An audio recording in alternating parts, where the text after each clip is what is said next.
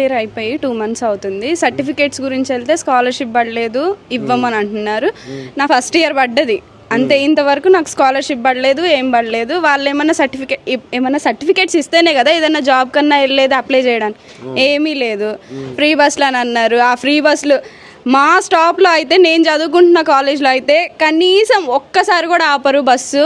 ఎంత బతిన్లాడుకోవాలో అటు ఇటు ఉరకడం సరిపోయింది. చదువుకున్న వాళ్ళకి స్కూటీలు అన్నారు, ఇచ్చిరా స్కూటీలు? మాకు స్కూటీలు ఇవ్వలేదు, ఏమీ ఇవ్వలేదు. ఎట్లమ్మా మరి ఇప్పుడు నీకు స్కాలర్షిప్ రిలీజ్ చేయట్లేదు మరి? మేము అదే అడుగుతున్నాము, చెయ్యండి, ఏదో ఒకటి చేస్తేనే కదా. ఒక డిటెన్షన్ ఒక్కటే తీసేశారు, అదేముంది, చదువుకుంటే ఎవరిదైనా అవుతుంది. పై చదువులకు కావచ్చు, లేకపోతే మీరు జాబ్ చేయాలంటే సర్టిఫికేట్స్ మస్ట్. ఇప్పుడు అవి రావట్లేరు. ఇప్పుడు మీరు ఎట్లా ఖాళీగానే ఉంటున్నారు? ఇంకా ఖాళీగానే ఉండాలి కదా, ఇంకేం చేయాలి? ఏదన్నా చూసుకుందామని అంటే సర్టిఫికేట్స్ అడుగుతారు. 2 నెలలు అయ్యింది నా చదువు అయిపోయి, నేను ఖాళీగానే కూర్చు